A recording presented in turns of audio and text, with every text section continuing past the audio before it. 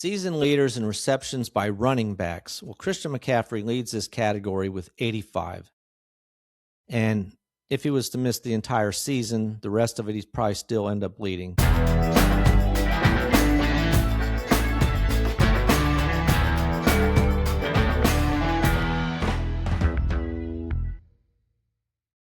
Welcome to Justice Stats NFL Top 10's for Friday. My name's Ernie Jennings, your host, and we're going to look at several things today, some very interesting things. Big game last night for Tampa Bay on the Thursday night game. Atlanta, too, they're trying to stay in the playoffs. We'll talk about that game. Their chances are slim, but Tampa Bay is trying to be very helpful. We'll look at some more top 10s this season, some leftover from yesterday on individual players. And but in between, right after we look at the game, Thursday night game, we're going to take a quick look at Phillip Rivers, top 10s for Phillip Rivers, possible starting quarterback for the Indianapolis Colts this Sunday. That would be amazing. And if he is the starting quarterback, that's going to have quite a viewership on that game. I think every network will be breaking in to watch him if he does anything special, or if he gets laid out and he's out of the game fairly quickly. We'll see what happens, but I got some top 10s for him. So with all that going, let's get started. We'll start up with this game first. The Atlanta Falcons visiting the Tampa Bay Buccaneers. And I tell you, Tampa Bay is on a slide going down fast. Atlanta Falcons did what they could to give this game to Tampa Bay, and Tampa Bay could not win it. They end up losing to the Atlanta Falcons 29-28. Just unbelievable. Tampa Bay, I just don't get it. What's happening with their team. And really, a lot of it's on Baker Mayfield. There's so many plays. I watched that game last night where he needs to get rid of the ball, but he keeps running around. And the bad thing with him compared to some quarterbacks is, and I like Baker Mayfield, actually. He's fun to watch. He's very competitive. But often when he's scrambling around, he's not looking downfield anymore. He's trying to get out of the situation, and he quits. He has to get out of that. Then he looks downfield, and he doesn't keep his eyes down there. Plus, just throw the ball away, go to the next play, but he doesn't do that. So, Atlanta Falcons win at 29-28, like I said. Now, in this game, this is what I'm saying. Tampa Bay had no business winning this game. Well, on one hand, they didn't, because Atlanta Falcons had a total net yards of 476 yards to Tampa Bay's 338. Kirk Cousins, who hadn't looked that good, throws for 365 net yards, 30 completions on 44 attempts. Just not acceptable. He had a quarterback rating of 117. They just outdid him. Now, Baker Mayfield, 19 completions on 34 attempts. He did have 2 touchdowns, 1 interception, though. Kirk Cousins had 3 touchdowns in this game, only sacked once, while Baker Mayfield was sacked 5 times. And some of them were unnecessary. They were not the fault of the offensive line generally. It was Baker Mayfield not seeing somebody open and doing a poor job of either getting rid of the ball or just throwing it away, something other than just taking that sack. But the reason I say that Atlanta Falcons did everything they could to help Tampa Bay win this game is that Atlanta Falcons set a record for their team with 19 penalties for 125 yards, 19 penalties. I swear, every play it seemed like almost there was a penalty called. 19 times they were penalized. The Buccaneers were penalized 4 times. Also, the Atlanta Falcons fumbled it 3 times, lost one of those, and yet somehow the Tampa Bay Buccaneers could not win despite having 19 penalties against their opponent. Just terrible. That's what I'm saying. On one hand, Atlanta Falcons were trying to help, and Tampa Bay trying to help Tampa Bay. And on the other hand, Tampa Bay is saying, we're just going to lose this game. We'll give it to you. We'll make this division close. And it's really going to be close now. So this opens the door for the Carolina Panthers now to take the lead. But it's still open because Tampa Bay Buccaneers and the Carolina Panthers play twice in the next 3 weeks. So that will probably decide it. They're going to have to split. It's possible. I guess it's very possible. If Atlanta Falcons could win out, they'd go 8-9. Tampa Bay Buccaneers and the Carolina Panthers each go finish at 8-9 as well. That's a possibility. I don't know who would win the division if they all finished at 8-9. One of them would win, and one would be in the playoffs despite having a losing record. The way they're going, that's a possibility. So we'll just have to wait and see what happens. But wow, Tampa Bay Buccaneers had this division wrapped up several weeks ago and have been on a losing streak. I think they've lost 5 out of 6, I think it is, something like that. They just aren't playing well. And really, offensively or defensively, I mean, you're giving up almost 500 yards of offense to the other team, and your team, like I said, Baker Mayfield, even with Evans back and Godwin on the field and Amika Buka, and you got Irving in the backfield, you'd think they could have a better offensive plan. I tell you, it really says something possibly about they're losing their offensive coordinator to the Jacksonville Jaguars, Liam Cohen, who became their head coach. I don't know if that has something to do with it, but right now their offense just doesn't look in sync at all. All right, that's a quick look at that game. Let me look at some other numbers in this game before we move on, some individual numbers.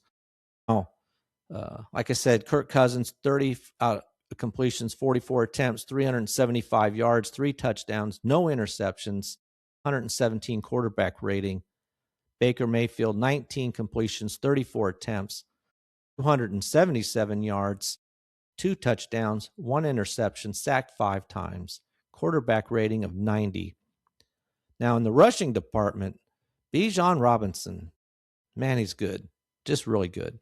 19 carries, 93 yards, so that's a 4.9 yards per carry, had 1 rushing touchdown. Also, he had 8 catches for 82 yards as well.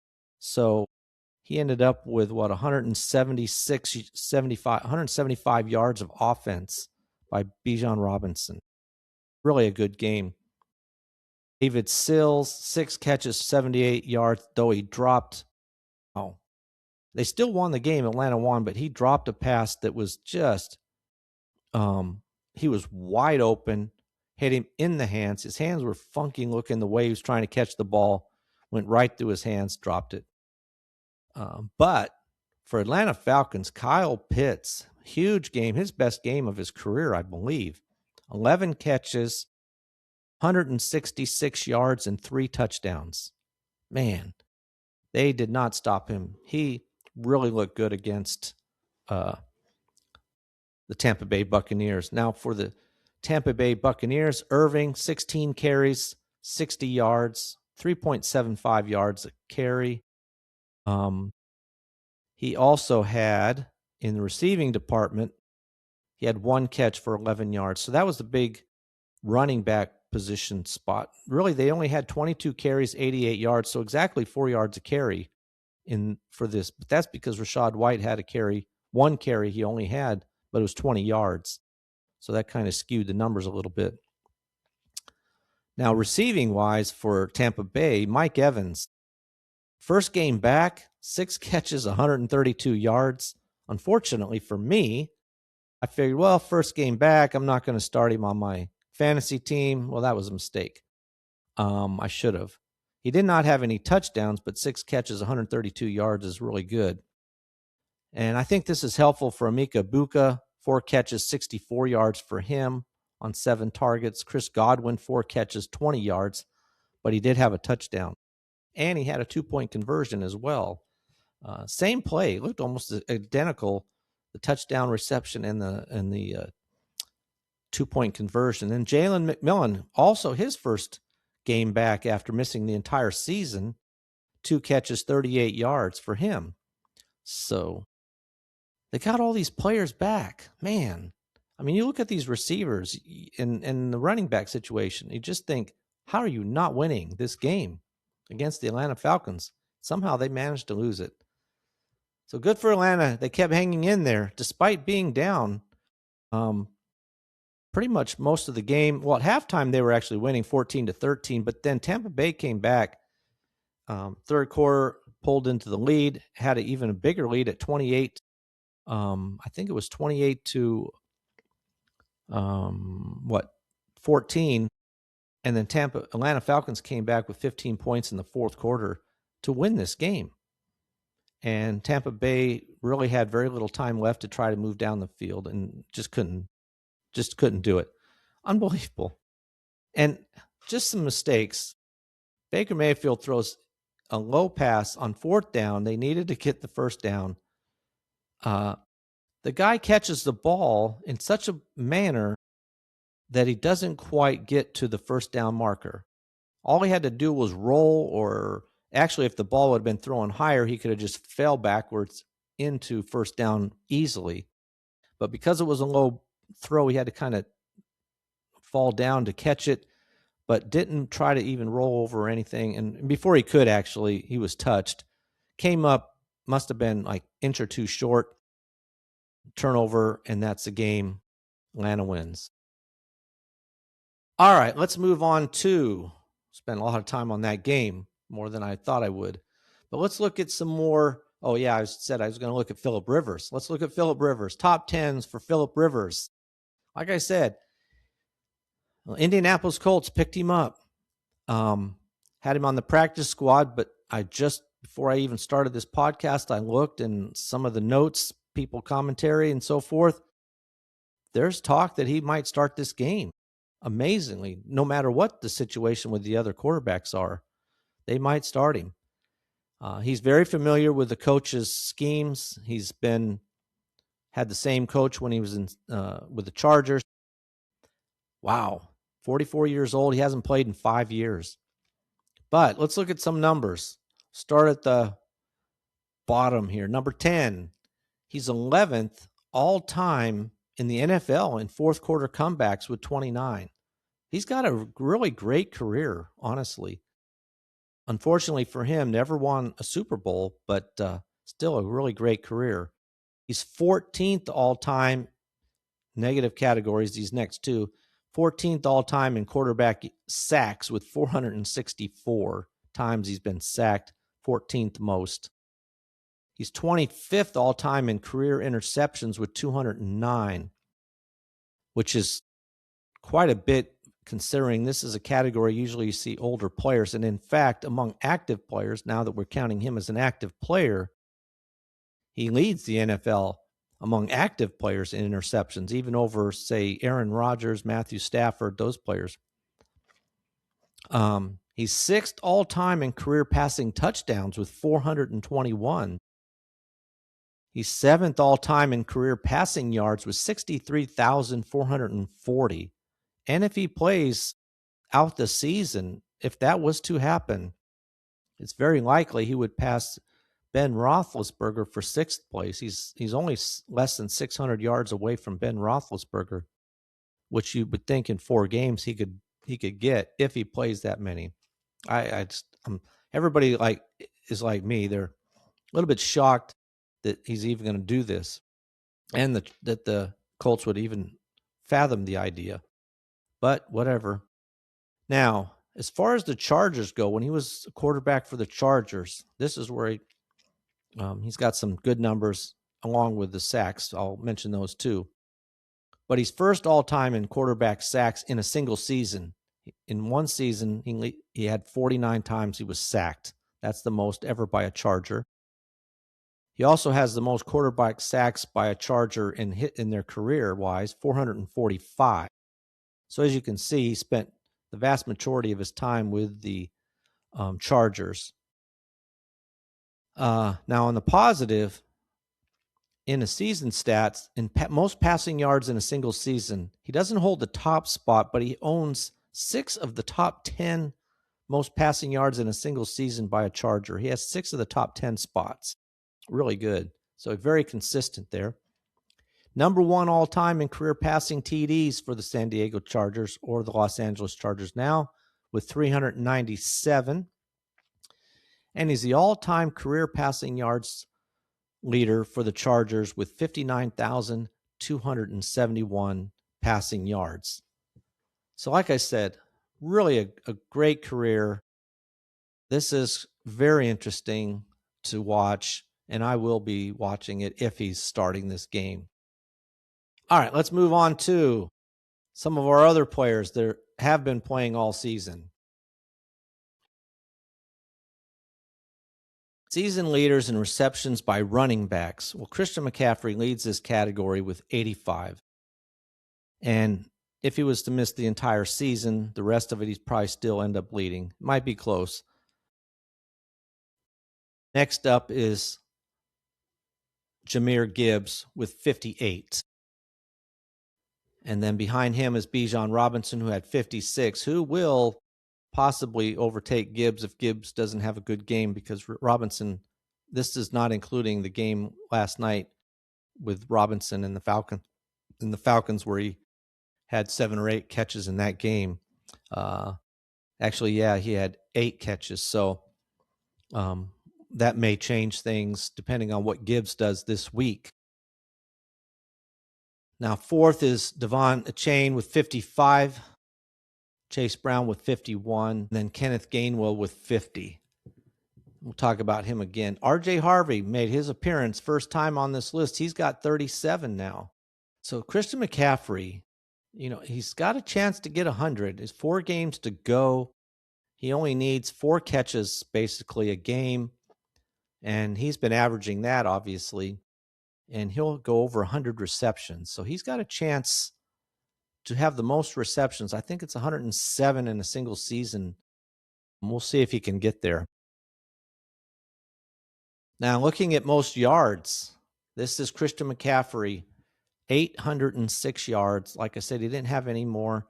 Now, here he needs to average 50 yards to get to 1,000. He needs to get 50 yards, basically, a game over the next 4 to make it. That's a possibility. Not as certain, I think, as the amount of receptions, but we'll see what happens. And then, because right now he's averaging not quite 50 yards a game, though. So, well, yeah, he is. We'll see. Bijan Robinson second over Gibbs. He's, with the amount of receptions, they're very close in receptions, but Robinson does a lot more with them. He's got 602 yards receiving. That's not even counting the 80-something he had yesterday. He's the only one anywhere near Christian McCaffrey. McCaffrey has 806. Robinson has 602. So a couple hundred yards. That's a lot. But then there's a big drop again to Jahmyr Gibbs, who's third with 471. So these top 4 really separate. In fact, all the way down to the number 5, because Jahmyr Gibbs with 474. Next up is Devon Achane with 383. So, 91 yards behind Gibbs.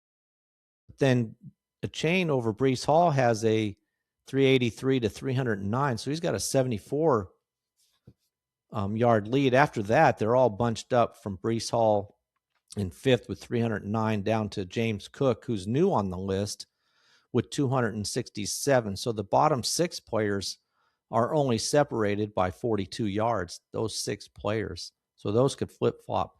And what's really interesting about these receiving yards by running backs is that, first of all, we have 2 new players. Jaylen Warren for the Steelers has 277. He comes in at 9th.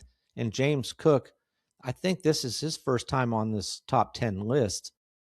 James Cook for the Bills has 267. But this is also the first time this season that Kenneth Gainwell and Jalen Warren have been on this top 10 leaders in receiving yards by running backs for the Steelers at the same time. You got both Gainwell and Warren for the Steelers, both on the top 10. Gainwell's 8th, Warren's 9th, and they're only separated by 9 yards.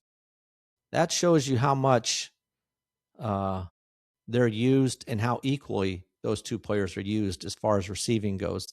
Now, when you combine their yards, they have a total of 563 yards between the two of them. That's still less than Robinson or McCaffrey. So that just shows you, again, how good McCaffrey and Robinson are. McCaffrey's got this wrapped up because of quantity of receptions. Robinson's much more efficient in his catches. And watching him last night, he's such a fascinating runner. He is very fast, but he doesn't see. He just seems to be kind of waiting. Boom! He hits a hole, or he finds a little groove, or he makes a little turn or something, and he's out in the open again, and he's running for 10 more yards. He's really a fun player to watch. Now, looking at the next category, that is yards from scrimmage. And again, this is where Bijan Robinson has overtaken Jonathan Taylor and Christian McCaffrey. McCaffrey had the lead, but then he had the bye week, and that was enough to give Bijan Robinson the lead. And the fact that Bijan Robinson had 180, 190 yards of offense yesterday, it's going to put a lot of pressure on Taylor and McCaffrey to keep up the pace. And I don't think they can, honestly. Bijan Robinson could pull away here with that number. Very interesting. McCaffrey, first of all, Taylor was in the lead pretty good for a while, but this last month, his numbers have dropped. And then last week against the Jaguars, he had less than 100 yards of offense, total offense, and that hurt him as well. Christian McCaffrey's third. I should say that Bijan Robinson's first with 1,683 yards. Jonathan Taylor second with 1,660. And McCaffrey's 5 yards behind Taylor with 1,655. Now, Christian McCaffrey, what's interesting about him is he has more rushing yards now. All season, almost, he had more receiving yards than rushing yards. But he's got 849 rushing yards, 806 receiving yards. So in both of those categories, he has a chance to go over 1,000 yards in both categories. I don't think any of these other players have that chance. In fact, none of them do, except maybe Robinson. He's got 602 yards before last night, throwing another 80. So he's got about 685 or so, somewhere in that range. He would need to average well over 100 yards in the next 3 games. That's not going to happen, so I doubt it. So really, only Christian McCaffrey has a chance to have 1,000 yards in both offense and defense. While I had these players as possible MVPs, they've all kind of fallen off.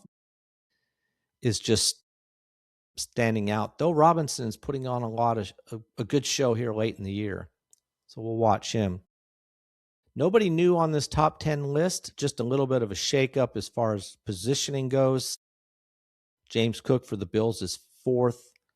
And so you can see this chart. I will say you can see this chart if you watch the video on YouTube at Just the Stats NFL.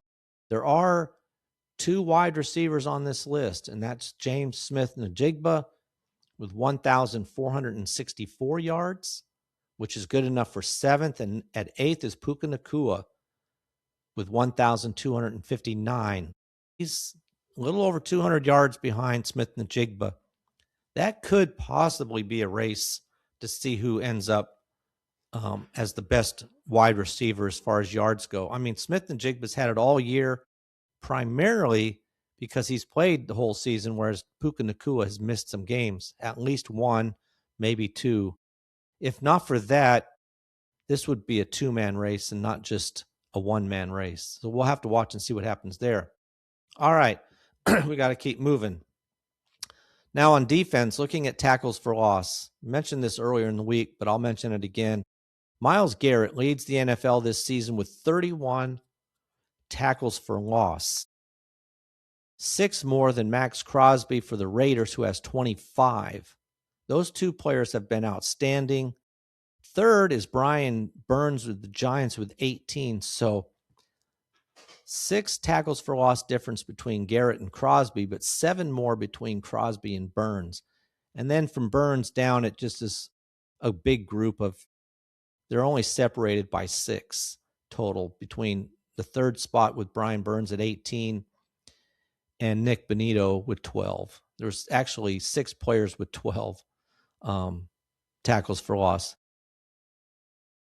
Looking at the sacks now, this is where Myles Garrett has an even bigger gap over Brian Burns again. Myles Garrett has 20 sacks this season. He's on the verge of breaking into the top 10 all time and has a good chance to set the NFL record.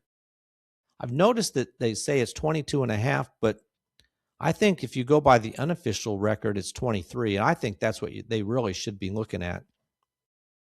It's only unofficial because they had to watch video and stuff, but it's been researched so thoroughly, I do not know why it's not counted. They count these other records earlier this year when they introduced all the records from the old leagues, and they said they're going to be considered as part of the NFL record. I do not know why they don't do the same thing with sacks and let these earlier players that played before, I believe it was 1982, be counted as far as sacks go.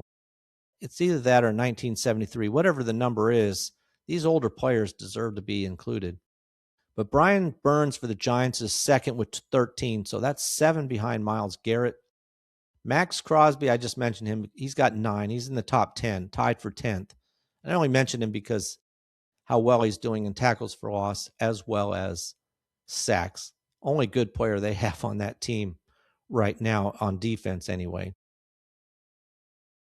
All right, that is a wrap for this episode. We got some good things happening. Kind of a hodgepodge podcast there. Sorry about the jumping around there a little bit. I thought I had all my numbers all lined up, but not quite as well as I thought. I was so last minute with that Phillip Rivers thing. Maybe that was what it was. I don't know. All right, we've got huge games coming up, like I said, this week with the playoffs scenarios everywhere. Just such important games. You know, Buffalo New England game is big. Buffalo loses, really hurts their playoff chances. In fact, not just their chance to catch New England. They win that game, they pull within a game of New England, and then they're going to have to hope New England loses a game somewhere else. But New England has a 2-game lead over the Bills right now. That Baltimore game, they need to win to stay in the playoff hunt with after losing to Pittsburgh last week. Jacksonville, though they play the Jets, they should win that game, but they have only a 1-game lead over Houston Texans and the Indianapolis Colts, so they can't afford to lose. The Chargers and the Kansas City Chiefs, that's a big game. The same for the Chargers. To stay in playoff contention, they need to win. Kansas City, their only possibility of being in the playoffs is to win out, so they have to win that game. Houston should win over Arizona Cardinals, but they need to win. They have to win as well. They're 8-5. They can't afford to lose because they're not even in the playoffs at this point. Yeah, I guess they are. They're the 7th. Maybe they're the 7th seed, but if they lose, they won't be. They'll drop out. Chicago needs to beat Cleveland to keep up pace with the Green Bay Packers after dropping.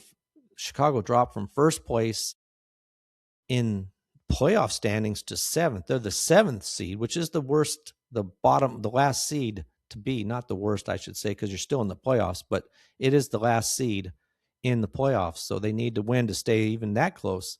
Detroit's right on their heels. The And then looking at Indianapolis needs to win. Boy, they've got it rough, though. They play at Seattle. Seattle needs to win to keep pace with and put the pressure on the Rams. That's a big game. Boy, another huge game is Green Bay Packers and the Denver Broncos. That game Sunday afternoon. Denver wants to hold on and try to overtake. Well, right now they're in the lead over the Patriots, but man, Denver plays 4 very tough games, starting with the Green Bay Packers. So we'll see what happens to them, but they need to win. Not so much to win their division. That's probably pretty wrapped up, but to hold on to that number 1 seed. And Green Bay needs to win to stay in first place and to hold off Chicago and Detroit. So like I said, some huge games coming up. One more, Detroit. Well, Carolina, New Orleans. Carolina could be outright first place in their division if they win. Detroit Lions at the Los Angeles Rams. Detroit needs to win that game for sure to stay in playoff contention. And the Rams need to win to stay in first place because it's very likely that Seattle beats Indianapolis Colts, and they're just sitting there waiting for the Rams to lose. And finally, Monday night, Miami Dolphins have been on a 5-game winning streak. They're 6-7. They have a slim chance, but they need to basically win out, kind of like the Chiefs. They need to win out and have some things happen. Pittsburgh Steelers are 7-6. They need to hang on. They need to win to hang on to first place. So got a lot of big games. Looking forward to all of them. Hope you enjoy the games. Hope your team wins, unless it's the Jets who are playing the Jaguars, then I can't hope your team wins. And in fact, if I had the time, I'd probably say there's some other games I'd rather see certain teams win than other ones. However, it factors in the best interests of the Jaguars. But anyway, appreciate you listening. You can watch this podcast on YouTube at Just the Stats NFL. So if you go there, you can watch it. You can see the graphs that I'll have up and that type of thing. You can also listen to it on YouTube or listen to it on Apple or Spotify or whatever app you might use. Again, I appreciate you listening. Please like and subscribe and leave a comment if you'd like. I'll always listen to that. Appreciate my latest subscriber. Always like anybody who's subscribing, and keep doing that as well. All right. That is a wrap for Friday. I'll see you on Monday. I'm out.